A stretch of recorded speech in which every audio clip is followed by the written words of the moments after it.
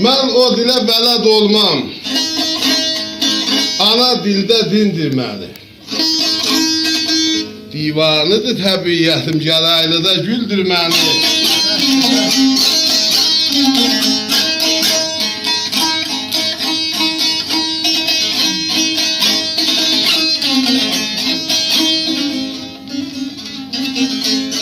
Vətən dəlisiyəm, el dəlisiyəm.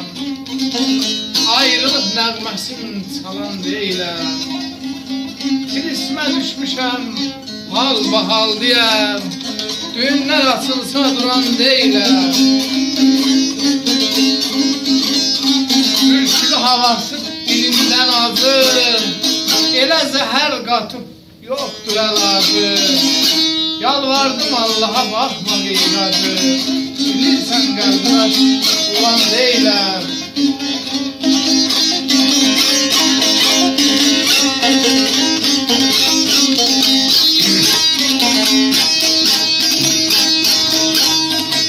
Adam o dağlarda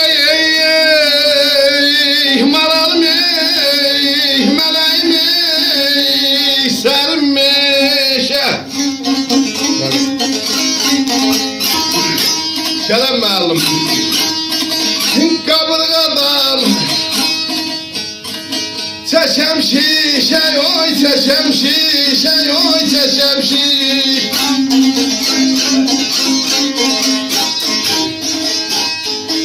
Ada yahsan olsun ey malalım ey o geldi işe. Olacak da öldürmeli, oy öldürmeli, oy öldürmeli, oy öldürmeli. Şair Mehmet, şair belə deyil. O dağlarda sərin meşə, qaburğadan çəşəm şişə. Əhsən olsun o gərdişə. Bu ləzzətdə, o ləzzətdə öldür məni.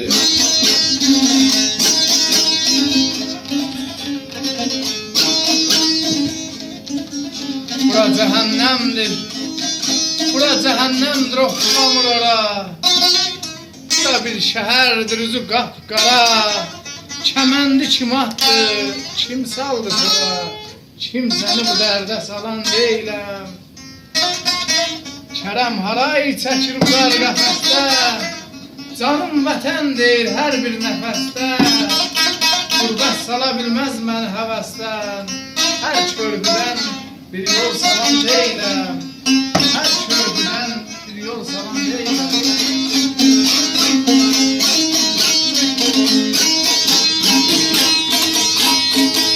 Ada balahanlar ey maralım ey şefle sazdı. Azerbaycan bahar yazdı ey ey ey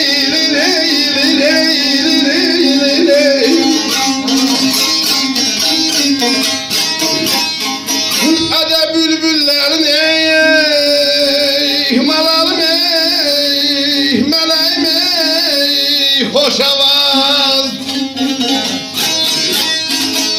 Alışmışam söndürmeli, oy söndürmeli, oy söndürmeli, oy söndürmeli.